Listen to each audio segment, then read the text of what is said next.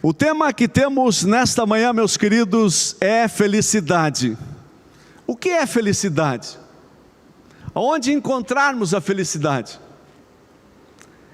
Alguns procuram nas coisas do mundo, num bom emprego, no casamento, viagens de turismo, no esporte, nas academias, no tratamento do corpo, nos spas, no culto do corpo e assim por diante. Estão buscando a felicidade. Não há mal nenhum em buscar a felicidade na família, no bom emprego, numa casa confortável. Alguém disse certa vez: a felicidade é fácil sentir, mas tão difícil de explicá-la. O que diz o nosso dicionário sobre felicidade? É estar feliz, é ventura, é contentamento, bom êxito, sucesso, boa fortuna, dita sorte. Isso é a definição do dicionário. Mas o que é felicidade? É muito mais que isso. O que a Bíblia tem para dizer para nós o que é felicidade? Qual é o recado de Deus? Qual é a dica da palavra de Deus que permanece para sempre? Eu convido vocês a abrir suas Bíblias nos Salmos, no capítulo 1. Nós começamos ao ler isso e a entender o que é felicidade, onde se encontra. Salmos capítulo 1, de 1 a 3. Bem fácil de achar o livro dos Salmos, né? Bem no centro da Bíblia, você vai encontrar o livro de Salmos. E a minha versão diz assim: bem-aventurado o homem que não anda no conselho dos ímpios, não se detém no caminho dos pecadores, nem se assenta na roda dos escarnecedores. Antes o seu prazer está na lei do Senhor, e na sua lei medita de dia e de noite. Versículo 3: ele é como a árvore plantada junto à corrente de águas, que no devido tempo dá o seu fruto, e cuja folhagem não murcha, e tudo quanto ele faz será bem sucedido. A palavra que dá origem aqui a bem-aventurado é Macarios, do original hebraico. É muito mais que ser feliz, é ser felicíssimo, é ter um contentamento, é ter certeza de um futuro garantido. Aquele que anda na lei do Senhor e a medita na sua vida. Queremos ser felizes, precisamos andar na lei do Senhor. É isso que diz o salmista, inspirado por Deus. Há um outro texto que dá uma abertura para que entendamos qual será a nossa trajetória para a felicidade aqui nesse planeta ainda. Vamos ao livro de Deuteronômio. Eu convido vocês a abrirem Deuteronômio capítulo 11. Livro que faz parte do Pentateuco, os 5 primeiros livros escritos por Moisés. Capítulo 11. Eu quero ler apenas alguns versículos. 11, 26 e 28, depois do 32. Deuteronômio capítulo 11, 26, 28 e 32. Quero incluir o 27 aqui também. Diz assim a minha versão: eis que hoje eu ponho diante de ti, ou diante de vós, a bênção e a maldição. A bênção quando cumprides os mandamentos do Senhor vosso Deus, que hoje vos ordeno. A maldição se não cumprides os mandamentos do Senhor vosso Deus. Mas se vos desviardes do caminho que hoje vos ordeno, para seguirdes outros deuses que não conhecestes. Versículo 32.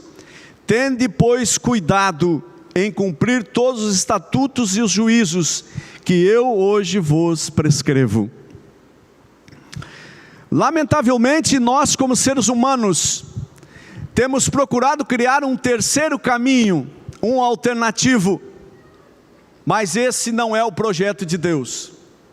Jesus apresentou com as suas próprias palavras, quando esteve nesse planeta presencialmente, um caminho estreito que conduz para a vida, e um caminho largo que estará cheio de pessoas, mas conduz para a morte. No projeto de Deus não tem um terceiro caminho alternativo. Nós, seres humanos, às vezes procuramos criar um caminho alternativo. Jesus também disse: ou você é a favor de mim, ou você é contra mim. Ou você ajunta comigo, ou você produz frutos comigo, ou você separa-se de mim, você espalha, não constrói nada. A felicidade está na bênção de seguir as orientações de Deus, a maldição em estar contra Ele. Não existe um terceiro caminho alternativo. Ou estamos com Jesus, ou estamos sem Ele. Ou alcançamos a felicidade com Jesus na sua presença, ou vamos receber a maldição longe dele, dando as costas para Ele. Deus é muito claro na sua promessa: se andarmos nos seus caminhos, nós vamos ser felizes. É verdade que ainda habitamos num planeta infectado pelo pecado, onde podemos ver muitas coisas avessas ao plano original de Deus, mas nós um dia teremos a felicidade completa, a eternidade, onde estaremos com o príncipe da vida, e estaremos com Ele para todo sempre. Felicidade é um conjunto de fatores, depende da nossa filosofia de vida, nosso estilo de vida, nossas escolhas diárias com Jesus Cristo ou sem Ele. Um outro texto interessante está em Isaías capítulo 1, você já até refletiu na lição dessa semana da escola sabatina. Isaías capítulo 1, 18 a 20.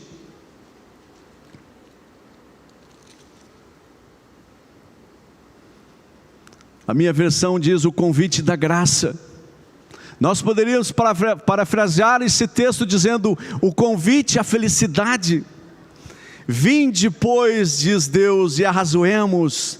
Vem falar comigo. Apresenta para mim as tuas queixas, as tuas lutas, Deus está dizendo. Ainda que vossos pecados sejam como a escarlata, eles se tornarão brancos como a neve. Ainda que sejam vermelhos como o carmesim, se tornarão como a lã. Algumas versões diz como a branca lã. E agora o versículo 19: se quiserdes e me ouvirdes, comereis o melhor dessa terra. Mas se recusardes e fordes rebeldes, sereis devorados à espada, porque a boca do Senhor o disse. A Bíblia apresenta com clareza como alcançar a felicidade, como alcançar o bem-estar, a certeza de um futuro melhor. É a palavra. Alguns aspectos que atrapalham a felicidade: o egoísmo, a ambição, o consumismo desenfreado. Isso atrapalha a felicidade.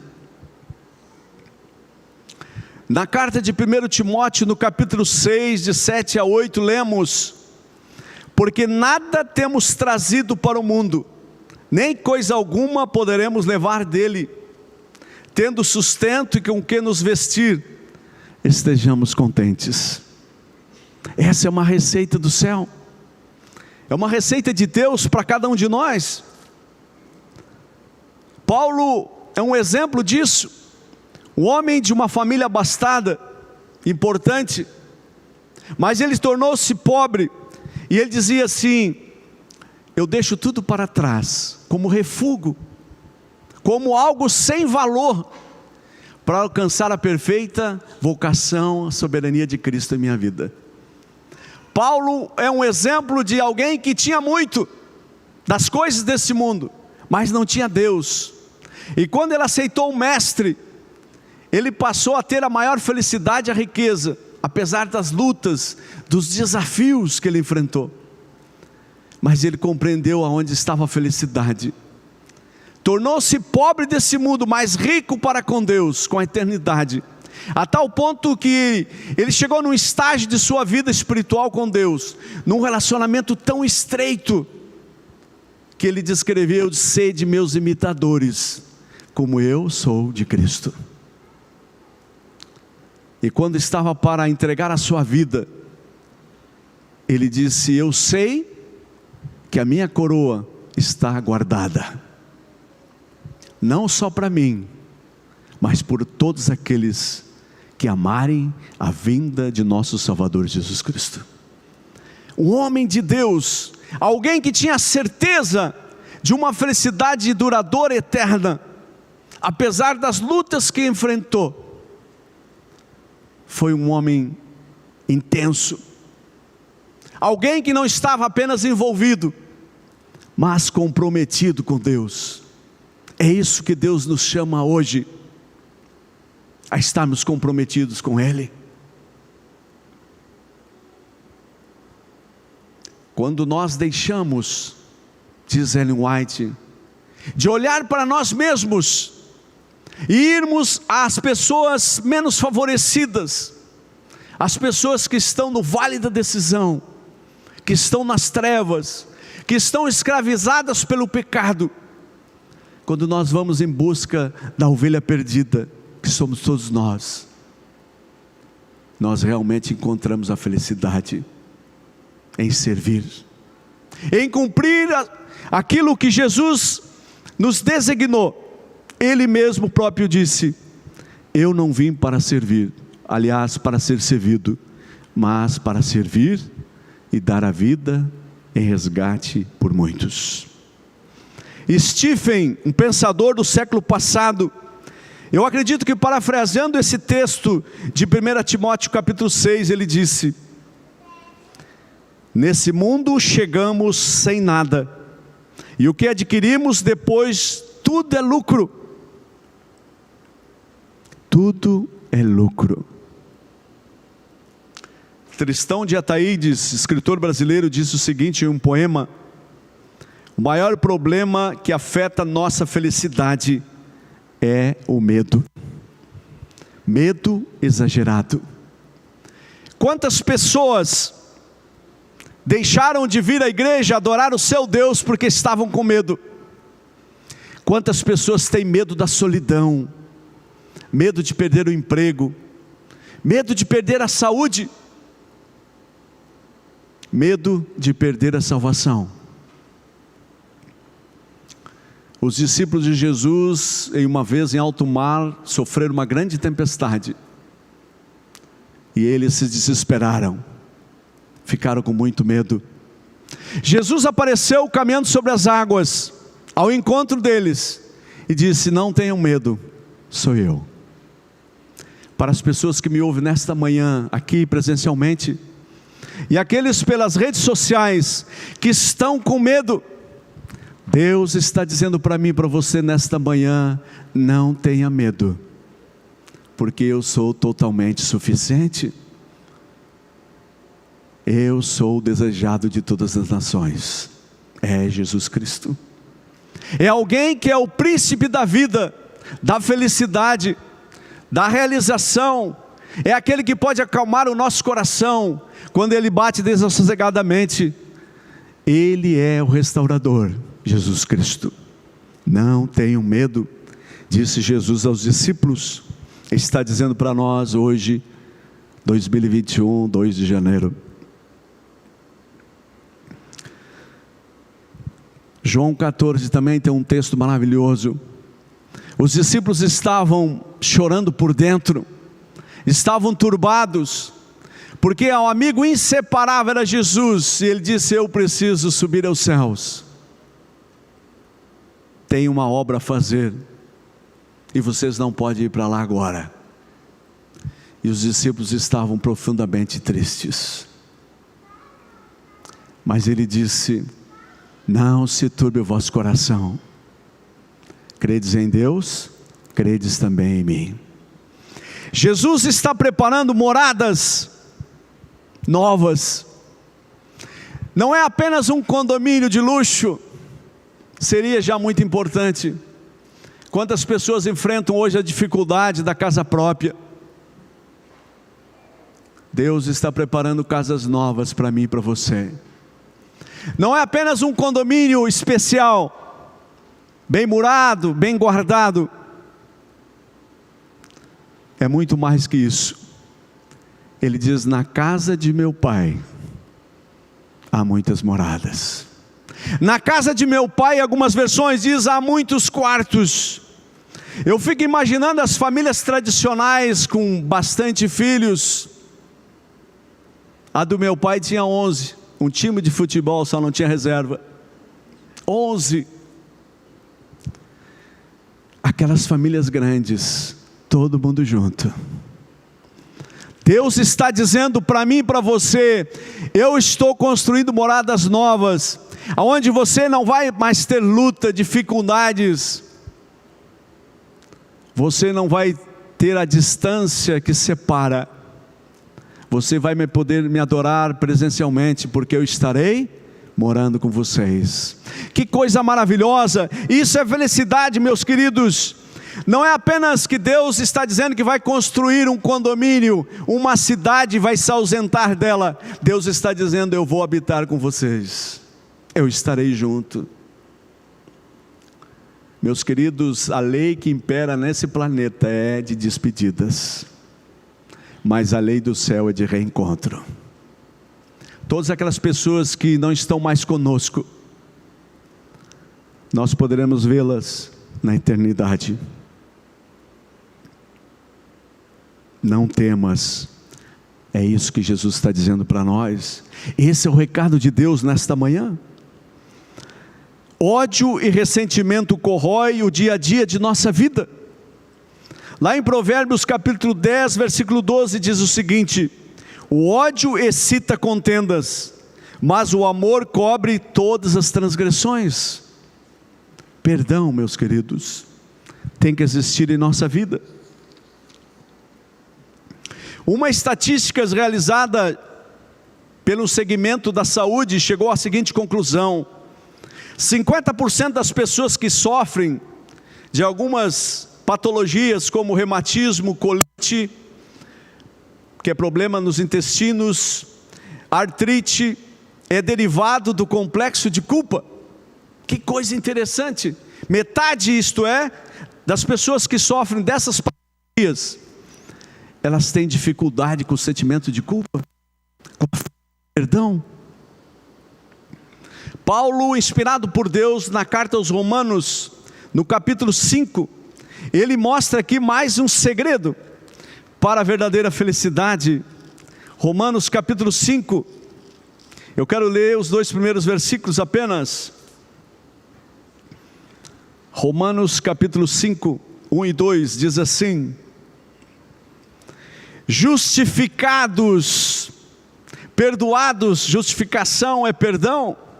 Justificados, pois, mediante a fé, temos paz com Deus por meio de nosso Senhor Jesus Cristo, por intermédio de quem obtivemos igualmente acesso, pela fé, a essa graça, na qual estamos firmes, e gloriamo-nos na esperança da glória de Deus.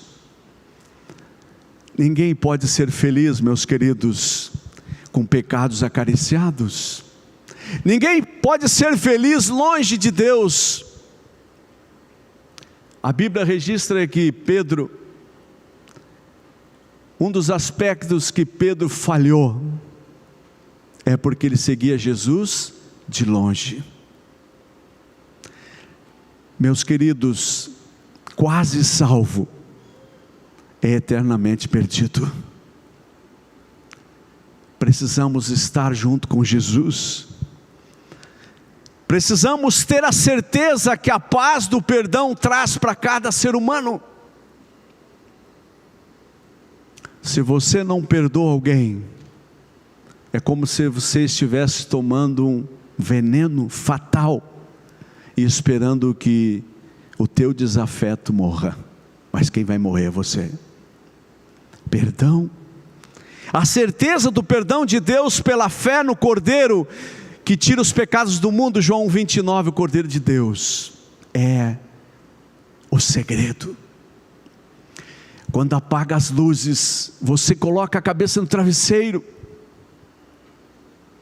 você vai poder dormir se você estiver em paz com Deus. É aí que as coisas refletem mais em nossa vida. O segredo da verdadeira felicidade é estar em paz com Deus. Eis a felicidade duradoura. Justificados pela fé no sangue purificador e perdoador de Jesus Cristo, que verteu na cruz por todos nós. É o antibiótico que combate o vírus do pecado, que mata, que destrói, que tira o lugar da cidade santa. É o pecado. Abandonamos o pecado, meus queridos, e andemos em novidade de vida. Quer ser feliz? Segure na mão de Deus, e você terá passos largos e firmes em direção à Canaã celestial.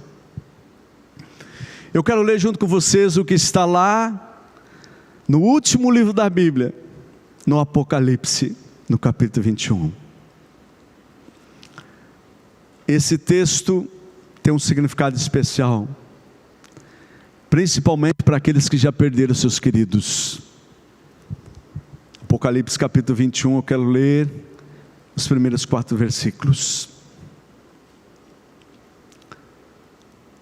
É uma coisa fantástica, fabulosa aqui, que João ele vai começar a descrever o que ele viu. Ele não está dizendo que outros viram por ele, mas ele viu. E ele diz assim: vi novo céu e nova terra, pois o primeiro céu e a primeira terra passaram e o mar já não existe.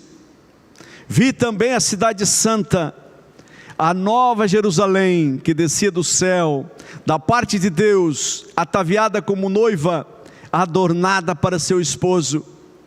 Então ouvi uma grande voz vinda do céu, dizendo: eis o tabernáculo de Deus com os homens, Deus habitará com eles, eles serão povos de Deus, e Deus mesmo estará com eles. Versículo 4: ele lhes enxugará dos olhos toda lágrima, e a morte já não existirá, já não haverá luto, nem pranto, nem dor, porque as primeiras coisas passaram. Eu vi, diz João, o mar na nova terra não vai existir mais. O mar representa muitas coisas: conflitos, distanciamento, saudade. Eu fico imaginando, meus queridos, João sendo levado para uma prisão perpétua, lá na ilha de Pátmos, no mar Egeu. Parece que aos olhos humanos ele estaria isolado da sua família, dos seus irmãos, da sua terra, do seu país, isolado, humanamente falando, completamente isolado dos seus queridos. Deus está dizendo para mim e para você: se você for fiel, você nunca estará sozinho. João pôde contemplar as maravilhas do mundo eterno. Deus descortinou o céu, abriu para João, e João diz: eu vi, ninguém me contou, eu vi a cidade santa. Eu fico imaginando aquele mar revoltoso, com ondas bravas, altas, que ameaçavam aquela prisão, aquela ilha pequena, rochosa no mar Egeu. E Deus diz para ele: João, fique tranquilo, é por pouco tempo. Na nova terra não vai existir mais mar. Hoje, o mar de circunstâncias tem nos afastado, tem tirado o sossego de muitas pessoas, tem causado saudade, distanciamento. Na nova terra não haverá mais mar. Estaremos juntos, usufruindo um crescimento ilimitado em sabedoria e felicidade. Eu não sei explicar isso para vocês, mas é essa a promessa de Deus. Por isso vamos receber um corpo imortal, para poder interagir e curtir a eternidade com Deus. Isso é felicidade. Não são momentos que temos aqui de sentimentos, mas será um momento eterno, porque aquele que prometeu é fiel, e Ele estará conosco para sempre. João descreve, e na sequência, se formos lendo, ele recebeu a ordem, escreve, porque essas palavras são fiéis e verdadeiras. Deus está preparando uma cidade, e Ele virá nos buscar.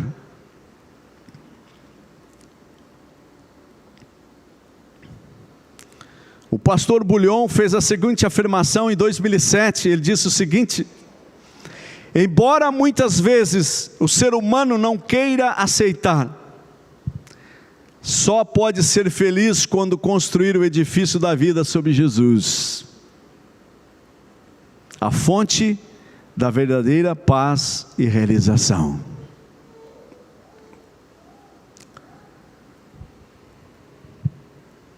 Um pastor foi chamado para visitar uma criança da sua igreja que estava muito doente, estava à beira da morte.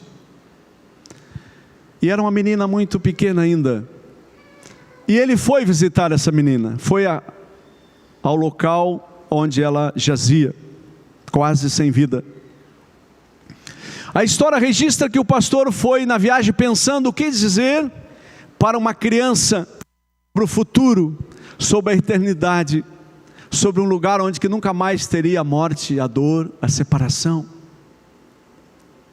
E quando ele chegou lá, ele contemplou um quadro triste, muito triste. Aquela menina estava realmente sucumbindo. E ele foi citando palavras que pudesse trazer conforto àquela menina. Ela era cristã, mas se encontrava numa circunstância muito adversa. E ele foi falando para ela: puxa, na nova terra, a eternidade, você vai poder brincar muito. E aquela menina sem vida, quase fraca, sem disposição para brincar, ela respondeu com uma voz fraca: eu não quero ir para lá. Como que uma criança ia ter sentimentos de brincar na situação dela? E o pastor foi falando muitas frases, falou que ela habitaria um dia em um mundo cheio de luzes, luzes espetaculares, maravilhosas. Mas como alguém quer presenciar a luz depressivo, fraco, com pouca vida? Ela diz: pastor, mesmo assim não quero ir para lá. E ele foi citando muitas frases, e ele pensou: puxa vida, parece que não estou conseguindo amenizar o sofrimento.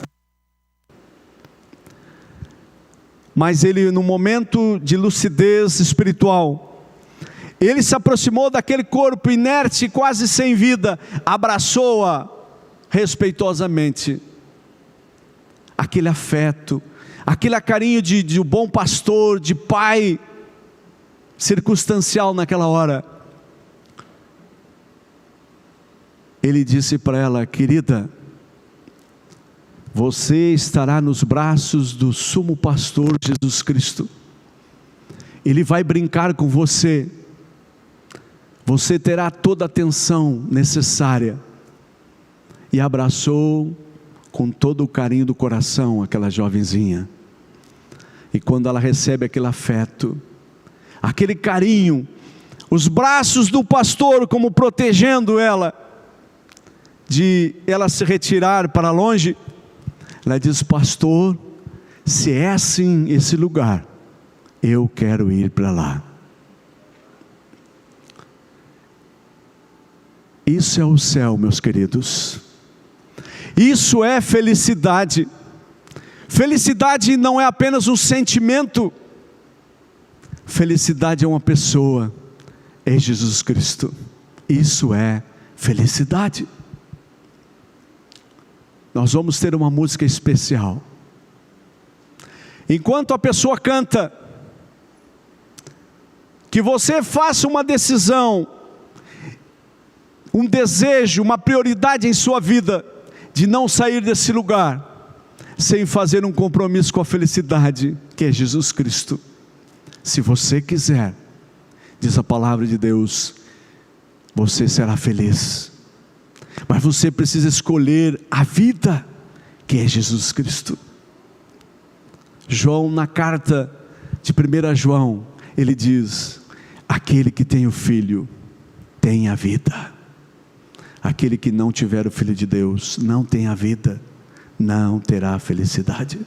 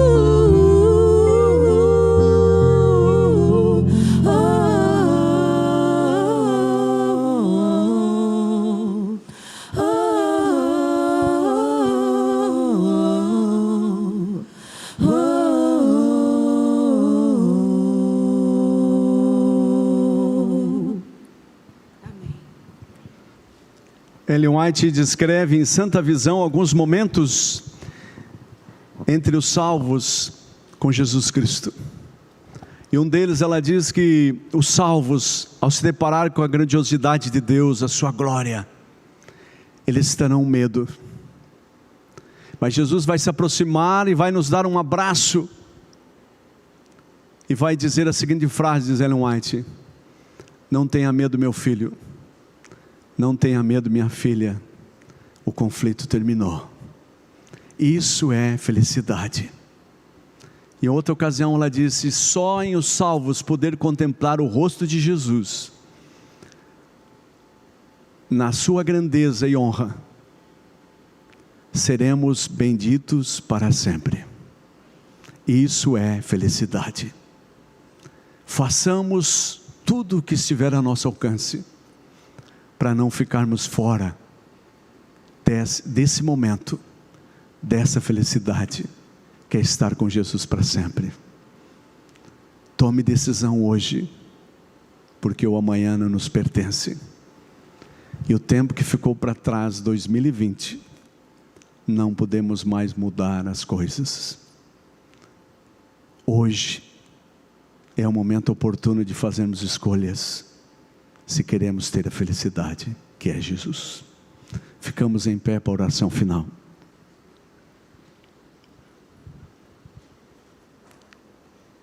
Pai Santo, louvado seja o Teu nome por essas promessas maravilhosas de receber a felicidade completa que é Jesus Cristo em nossa vida, que é moradas de paz e de segurança, um outro lugar, como louvor cantado, um outro lugar, onde estaremos realmente usufruindo a felicidade que é Jesus Cristo.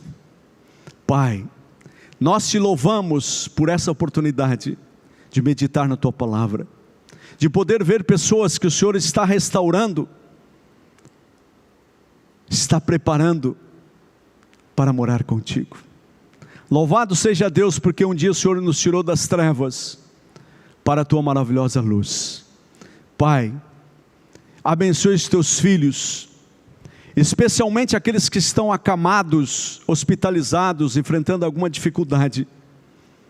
E eu quero mencionar aqui o nosso tesoureiro Roberto, que ele possa receber a Tua graça. Ele está assistindo esse programa, ele está ouvindo essa prece, porque ontem falamos com ele, ele prometeu que gostaria de ouvir. Ele está desejoso de estar na Tua igreja presencialmente.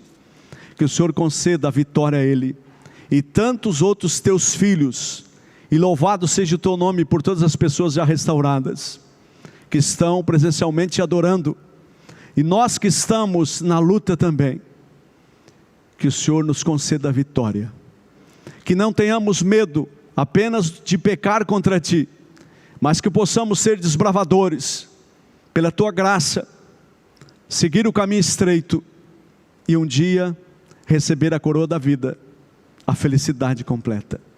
Pai, abençoa cada pessoa em particular, que está aqui presencialmente e está nos assistindo pelas redes sociais, que eles recebam o conforto, a certeza da Tua segurança, porque Teus braços são longos de amor e de misericórdia e de perdão.